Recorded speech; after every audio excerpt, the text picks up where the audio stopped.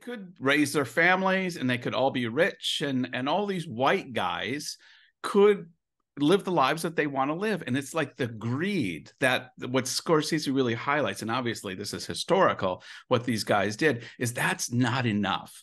Greed has this element within it that it's never satiated, it's never satisfied, to the point that they're willing to kill their loved ones, people they actually admit that they love, just to get more. You're wonderful to see. You ought to be in pictures. Oh, what a hit you would be. Hello, everybody, and welcome to the show. My name is James, joined as ever by my good friend Steve. And this episode, we are talking Martin Scorsese's Killers of the Flower Moon. You know, James, before we get into our review, I just got to say, I don't think we've done a review that's so hot off the press for me that I literally just raced from the cinema and got everything set up so that we could do this. But I had just enough time after what I just watched. Yeah, it earns a drink, I think. It should be good whiskey though, shouldn't it? I think. But it is. You know, I'm actually out of whiskey. I was actually thinking that on the way home, but I didn't have time to stop anywhere. And this is what we had in the house. I thought you were looking a little peaky. Maybe that's why. I should say again, before we get into the review, that if you're going to do a 3.5-hour film, of which this film is paced so well, you don't notice it as much, except your bladder lets you know. And in the old days, they would have an intermission. Ben-Hur, intermission. Gone with the Wind. Okay, you're going way intermission. back. Okay. Lawrence of Arabia. Yep. But it's not like our bladders have evolved that much in 30, 40, 50 years. No, we still have to go to the bathroom. And so what's the last film that you remember watching that actually did have an intermission? Ooh, that's a good question. Yeah. I know that I have. Because I know that a lot of Bollywood Indian movies do have an intermission, right. But even them, when I've seen them screened recently, they tend to kind of skip the intermission. You know, the intermission card will come up, but then they'll just kind of carry on. Just go into it. Yeah. Yeah. Because I was not the only one that about 2 hours into this looked at my watch and thought, I got another hour and a half. I can't do this. And I had to just beeline it as fast as I could. But then it's funny, when I sat down, you see this guy pop up, come back. This one, come back. And it's like, okay, I think there's some realities that have to be dealt with here. Yeah, it's fair enough. It's 206 minutes. So, yeah, I tactically dehydrated myself, for a few hours ahead of time because I know you do that because we've gone to see films before, and you're very intentional with that. But for me, the movie-going experience demands a big thing of Diet Coke, a big salted popcorn. I've got to be armed and in movie mode. Otherwise, the experience is diluted. Fair enough. So come on, you start. You literally just stepped off the ferry for this one. So what were your initial impressions? This is epic. Scorsese gives us eye candy. The cinematography in this is gorgeous. There's not enough films that have centered on red state middle America. Even when they do westerns, it's the hill country, it's the mountains, it's the Rocky Mountains. It was wonderful to see this Oklahoma flat prairie cornfield type land just come to life with Scorsese cinematography. And I think he's used his long-term cinematographer to capture that. I was just having a look, so I couldn't remember off the top of my head who it was. It's Rodrigo Prieto, whose name, I've got to be honest, doesn't leap off the screen at me, but he did The Irishman. He did Barbie, actually, so he has range. Not a ton. Oh, he did. Okay, he did do Silence. We probably should have looked this up beforehand. Yeah. And The Wolf of Wall. Yes, actually, they've been working together for for a while. Time. I thought so. And just there's that wonderful pan where you get to see all of these Indian land oil fields and oil riggings, and it's mesmerizing. And so I think, just to start off, I want to just highlight the visuals before we even go into the acting and the narrative, that this is just a visually, for me, stunning film. Yeah, no, I agree. And I think that that's a very apt entry point, actually, because I think, we've talked about the runtime already, 206 minutes. And I think for a lot of people, that is going to be a stumbling block straight out the gates. And because we know that this is an Apple movie, Apple financed this, so we know in a few months it's going to be available on Apple TV Plus anyway. Sure. So I imagine that a lot of people in their minds, they're going, well, do I really want to go sit in the cinema for 206 minutes, worry about my bladder, that kind of thing? Or do I just wait for a couple of months and then it will be on Apple TV and I can watch it in the comfort of my own home, on my TV, on my iPad, on my phone, as it was meant to be seen. But I have all those options. I'm being facetious, obviously. But I would say that, yes, because of the visuals, this is so epic, so vast, just in scope, just in its vision, that I think it really does benefit from being seen on the big screen. I think, it deserves for you to take the necessary precautions, or even just, roll your dice and miss a minute of it or two when you go to the bathroom halfway through. But I just think that, those vistas, those great planes, those great crane shots of like when the train pulls in right at the start, when DiCaprio is coming into town for the first time, when he's driving through, is it Henry? Yes. Is the guy called Henry that's driving him through? And he's like, whose land is all of this? He goes, it's my land. Whose land is this? My land. This is my land. And all of that, you just feel, on the one hand, you feel sort of the vastness of it all. On the other hand, you feel the isolation of it all. And I think that is very telling. All of this was going on in the middle of America in the 20th century, and nobody knew anything about it. It was kind of happening under the nose of the authorities for so long. And I think that those great sweeping shots really emphasize the fact that there's nobody around here apart from bad people doing things to unsuspecting folk.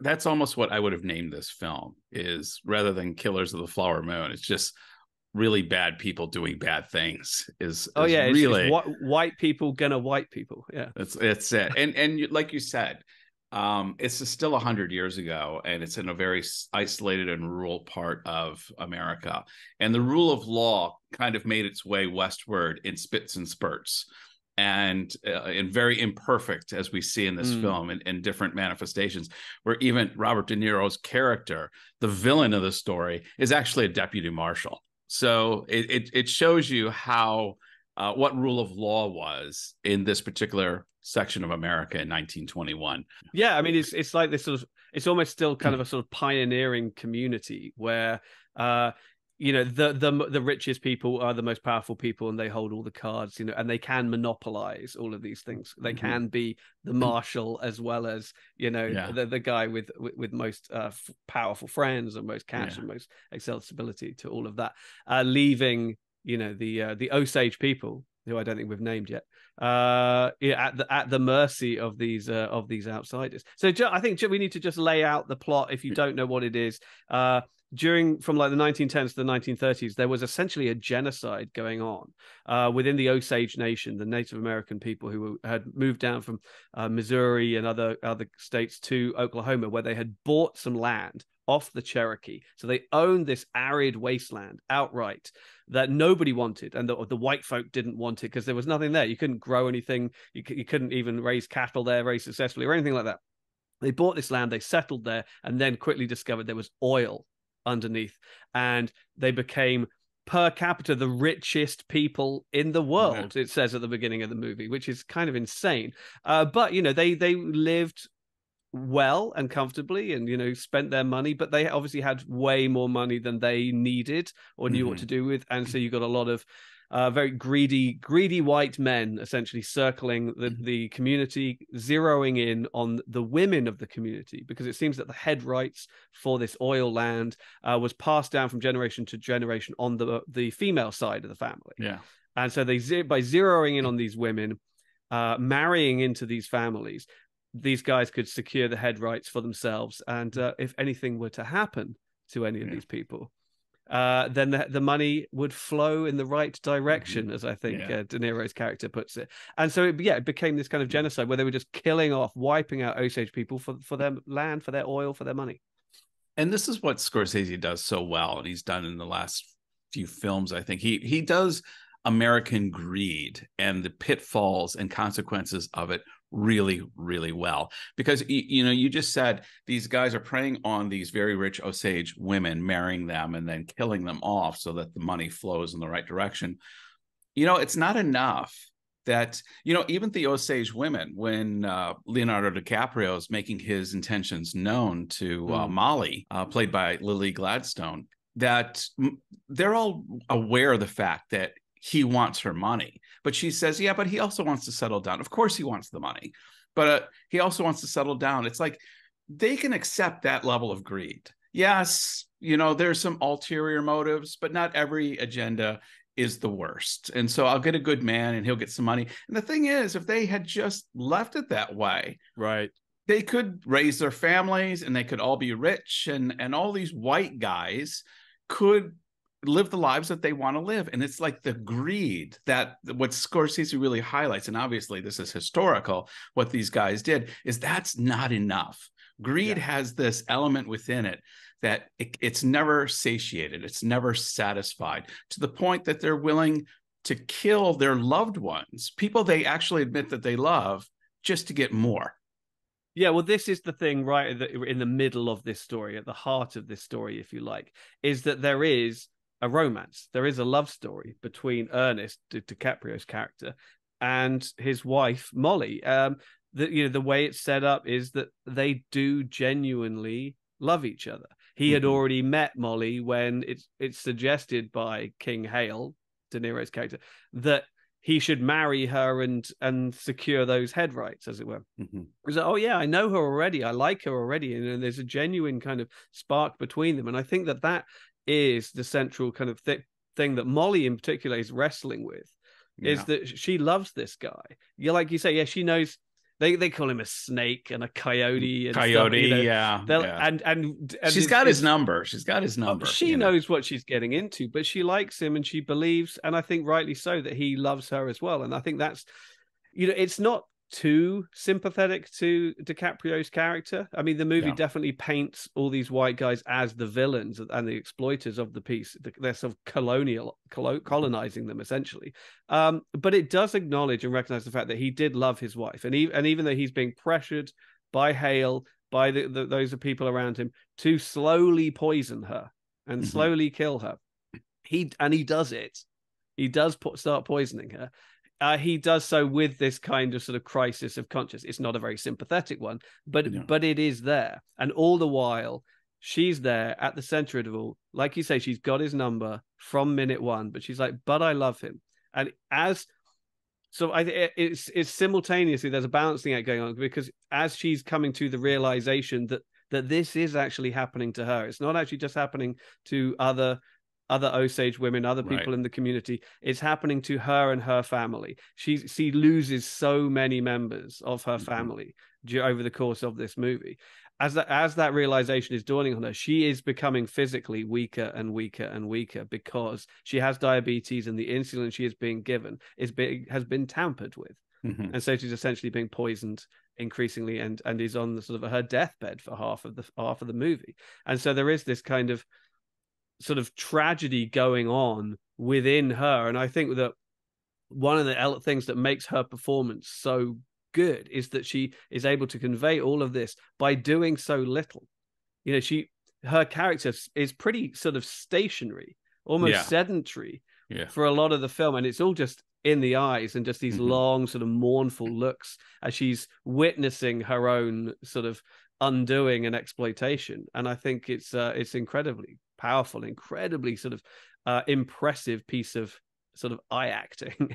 Yes, indeed. I think that's what Gladstone really brings to it, is she invokes, just with her facial expressions, so much frustration and anxiousness and fear, because deep down, even though she suspects the doctors, she's not willing to suspect her husband. I think it becomes glaringly obvious that he's the culprit in this. And this is probably one of the frustrations I had with the film, is one, at the beginning, Molly's character, played by Lily Gladstone, she seems to have his number. He's her driver, and she's already identified him as a coyote, and he's not a great guy. Like he's just he's a very simple, easily manipulated. There's nothing about this guy that is attractive. Yes, he's Leonardo DiCaprio, but DiCaprio plays this character so well that from the get-go, you almost have limited sympathy for him. So I'm frustrated watching her fall in love with this guy when I just want to go, no, you know, when you almost like a father watching your daughter going for somebody that you're thinking, no, don't do this, because this is just going to lead to tragedy. So yeah, that was one of my frustrations. The feeling of, as horrible as these guys are, you kind of walked into that trap eyes wide open. Yeah, and it's true, and you know, and you can't really, I think, criticize the film for it, because that's what happened. No, you know, these are real people, and this is the story. This is what happened. I totally agree. I mean, yes, it's Leonardo DiCaprio, but I think, yeah, this is one of the best things he's done, you know, recently. He's Agreed. I mean, he's always good, but you know, he's great here because he manages to do something with his face where he's kind of like gurning, he's kind of clenching his jaw a little bit, and he's got a furrowed brow, and he does his best to kind of. He's got those dentures too, and he's got these fantastically disgusting teeth, you know, which are just make him look even more kind of shifty. And then, you know, as a character, he's got this bad gut. He's, you know, we first meet him, he's come back from the war, I imagine the First World War it must be, and he's ruined his stomach somehow, so he's not physically particularly proficient at anything, you know, so he's not going to be much help around the house. And and he's not the smartest tool in the shed, sharpest tool in the shed, and he's not that much of a looker. I mean, yes, it's DiCaprio, but as we've said, you know, they're trying to make the point that he's sort of been uglied up a little bit. And yet she goes for him anyway. You know, he's got a somewhat sort of cheeky personality, and she goes for it. And so that is the great tragedy of it, watching her, as you say, stumble into this eyes wide open. Yeah, the real mastermind, the real villain in this, though, is the William Hale character played by Robert De Niro. And what are your thoughts on De Niro in this film?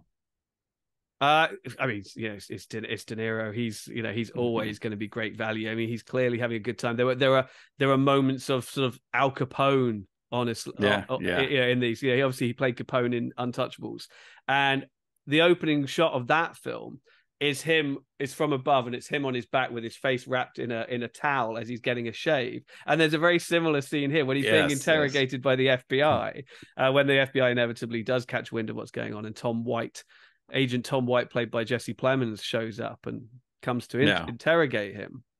He's at the barbershop having a shave, and it's this real kind of power play where he's got this kind of assumed benevolence over everybody. You know, he's positioned himself as, you know, God-fearing citizen who's doing his bit for the community. You know, he's basically taking their money and then channeling it back into the community, building schools and what have you, and taking all the credit for it. It's like you haven't actually done anything. No. And so I thought he's great. You know, this is the kind of role that we love seeing him do, you know, where he is kind of the bad guy, but he also has a charisma to him as well. Yeah. And as the reviewer of the two of us that has the faith background, I really loved watching, or I didn't like watching it, but it was done brilliantly, is how in the American culture, particularly red state culture, particularly Oklahoma culture, Bible Belt culture, there is this evangelical Christianity that's woven into every fiber of the fabric of existence in that culture, even in the villainy. And so when De Niro is, you know, trying to even explain, oh, these are good people, I love these people, but they're not long for this world, they're going home to Jesus soon, and we're gonna, you know, basically he's telling them we're doing God's will by sending them to Jesus a little bit sooner. You know, he just has that syrupy voice that is just, I love these people, I love these people with all of my heart, and we're going to send them to heaven. You know, and there's this macabre benevolence mixed with this villainy that is just and De Niro does that so well. Although I will say, the moment when De Niro is confronting DiCaprio in the jail, and DiCaprio's saying, basically, I'm done, I'm going to testify, I almost picked up De Niro going into Meet the Fockers and going, Focker, you're outside the circle of trust now. Well, it's a very similar situation, isn't it? Yeah. Pretty much. Sorry, you're outside the circle of trust, Leo. But definitely that final act, it has huge kind of Goodfellas vibes to it. Yeah, I mean, the final movement of this film is essentially the same as the final movement of Goodfellas. Mm-hmm. You know, there are even sequences like, you know, who's responsible? Hale is responsible. Do you see him in the court today? Yeah. You know, there's entire scenes that play out almost shot for shot. And I wouldn't be surprised if you went back and played those scenes at the end of Goodfellas, that they are quite deliberately kind of almost mirroring each other. And I think it's Scorsese deliberately making a point. He's like, yeah, these are just as bad. These are gangsters, essentially. You know, this is organized crime.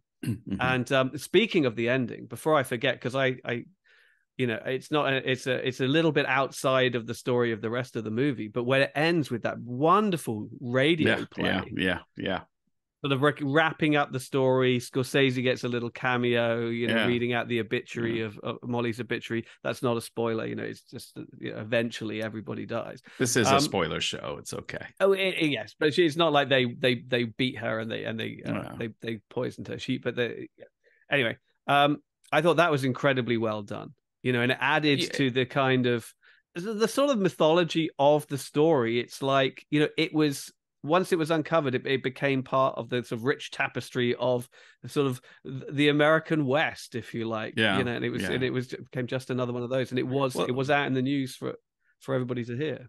Well, yeah, I mean, it's so much more creative than the traditional end credits scene where we get kind of information that pops up. You know, 5 years later, this occurred, and then this occurred, and this occurred. So.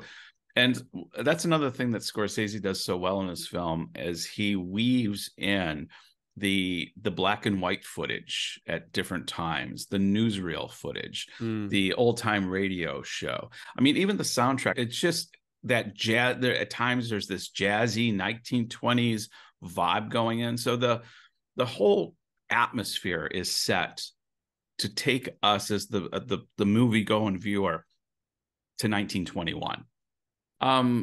Jesse Plemons, I loved watching him. It felt good and a little bit cathartic when, after we watched basically 2.5 hours of white men behaving really, really badly, to have kind of a good guy come in and bring in a little rule of law and a little justice. And I love Jesse Plemons. It was nice to see him finally playing a good guy, because often he plays the bad guy. And so he's got a good sort of track record of like schlubs and sort of weaselly kind of characters, doesn't he? Yeah. But I mean, one thing that's interesting about the film is it's based on a book, obviously a non-fiction book by David Gran, who also wrote the novels of not the novels, the books of like Lost City of Z, and something called The Wager that DiCaprio and Scorsese have optioned potentially as their next project. That is very much from the point of view that this was one of the first big cases that the FBI cracked, if you like, back when they were just the BI, the Bureau of Investigation. And it was one of the cases used by J. Edgar Hoover to really kind of establish the need for the FBI. And apparently so the book really tells it from their point of view. And, you know, just coming in and discovering that all of this stuff had been going on for so long. And apparently the original version of the script was written from that point of view. And so actually the Tom White character, the Jesse Plemons character, was the lead in the original version of the script. And so when they got that, they had it commissioned. And so DiCaprio was originally down to play that character because that was the lead in the movie. And then they decided, DiCaprio and Scorsese between them, they're like, this is not the right way to tell this story. We need to tell this story from the point of view of the Osage community, and not from the lawman's perspective. Yes, this shouldn't be a kind of procedural first. It shouldn't be these white dudes just coming in and seeing and fixing the problems, essentially. So they completely rewrote it, and that is why DiCaprio then switched roles, because he was like, I'm going to be the lead, but I'm just deciding that the lead is going to be a completely different character. And obviously I think Ernest Burkhart's far more challenging and interesting character than the Tom White character anyway.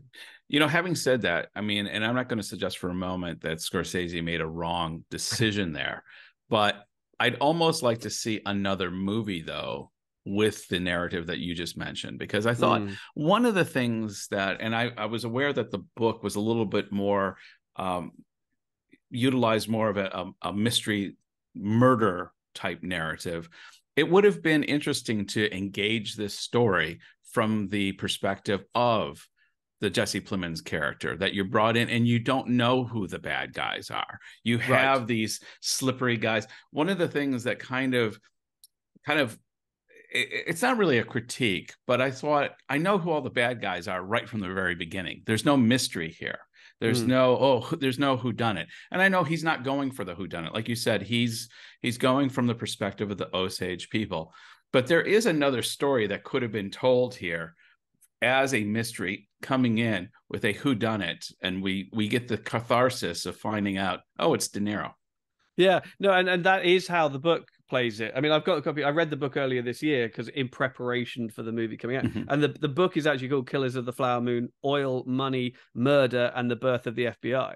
That's what the book is called, and obviously that's not what the story is. What the movie is. So I would say read the book because it's great. It was a riveting read, and I think it's different enough just because of the perspective that it's coming from, that it might scratch all those itches that you that you are looking for. But also, I mean, you can see why De Niro changed his Scorsese changed his perspective, because I mean, yes, they felt that the story needed to come from the Osage point of view, but also Scorsese's movies are so often about criminals and about a life of crime, quite literally. You know, and so I can see why he would be drawn to characters like Hale and Ernest Burkhart far more than Tom White, the FBI dude. And he wants to get under the skin of people who live a life of crime, perhaps don't even really perceive it as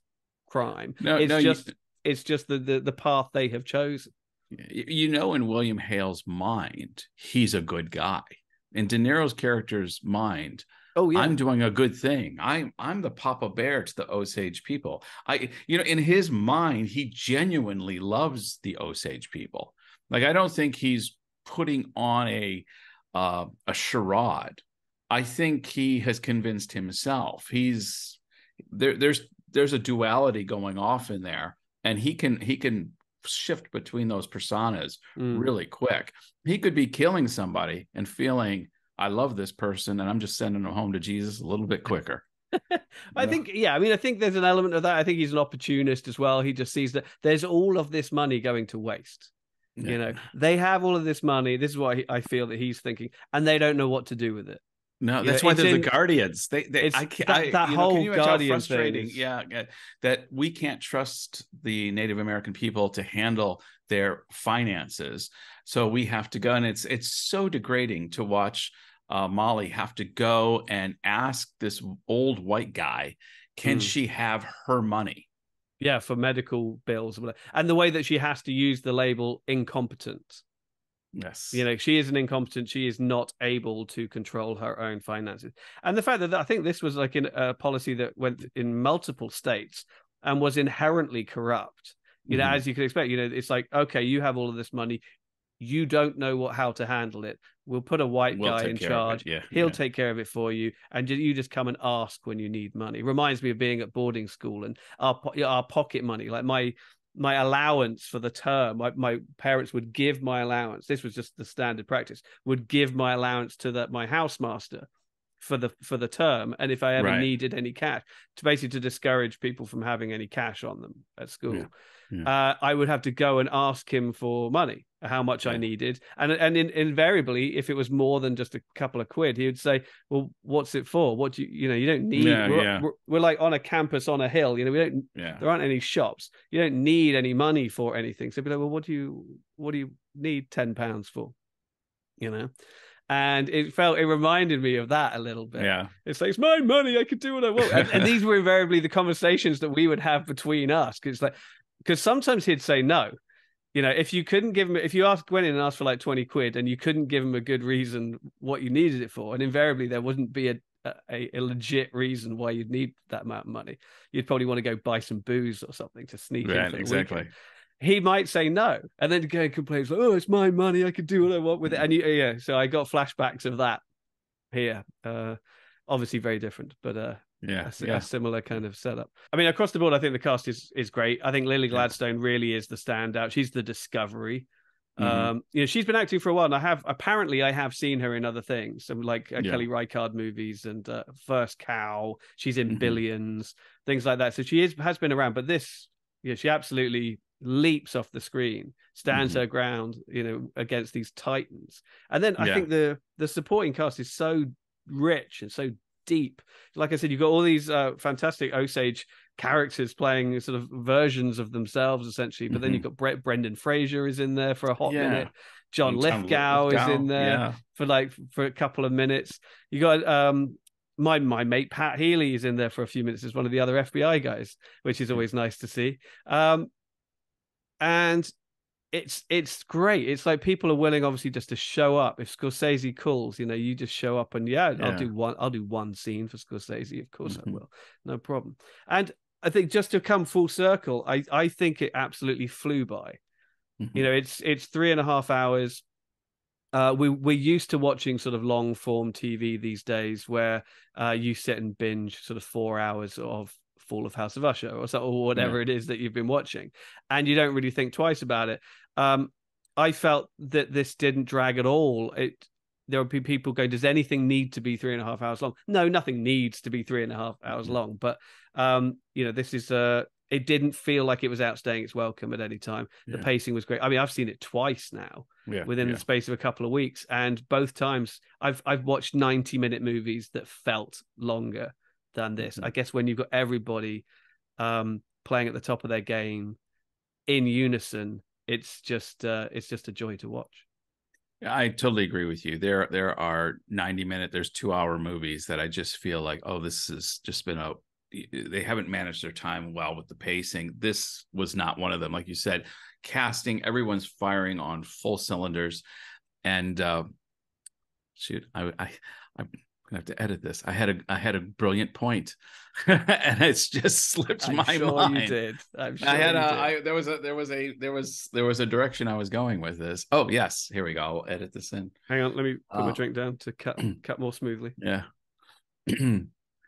I almost want to suggest it could have been longer. There was some when they were dealing with the different, as they're moving up the chain and catching people left and right. I would have liked a little more attention given to that. It happened very fast. There was a lot of elements I found towards the end of this that were resolved very, very quickly at the expense of the pacing earlier in the film.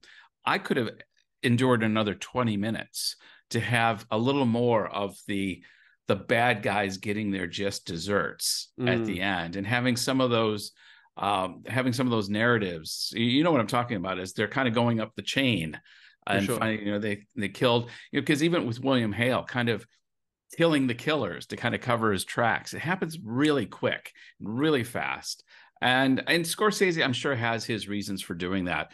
But I did feel it felt a little rushed, and I could have had another 10, 15 minutes of it. I mean, this is a thought that's just coming to me now, but I kind of like it, is that I wonder, I mean, it is very deliberate, that sort of pacing, but I think perhaps what it emphasizes is how blatant all of this was, how in plain sight it all was. And so in the first half, when it's all just kind of going on and nobody is watching, if you like, you can kind of sort of take your time, and this is just what life is like on the res, if you like, for these people. But then as soon as the FBI turn up, it's so obvious what's happening that they're just like, him, and him. And so they're scrambling. So that they're scrambling to cover their tracks by just wiping out everybody who is involved. But they round them up and, take them to justice pretty quickly, because it's so bloody obvious what was going on. Yeah. So indeed, the House of Cards does fall rather fast once they pull out the you're right. A lot of it's in plain sight, and it doesn't take a rocket scientist once anybody of any legitimate law enforcement skill shows up to say, there's the bad guys. Anyone that's not in the pocket of William Hale or the oil companies is just like, it's him. And he's like, oh yeah, okay, sure. So what are we going to use as a instrument for measurement of Killers of the Flower Moon. Ooh. Well, there's good whiskey. I was going to say insulin shots. Yeah. Insulin shots. Okay. Tampered insulin shots. Did you go first? Okay, I'll go first. I mean, yeah, I thought it was brilliant. I mean, I've been a Scorsese fanboy since, since I first got into movies in any serious way, So I was predisposed to like this anyway. The runtime was a daunting prospect ahead of time.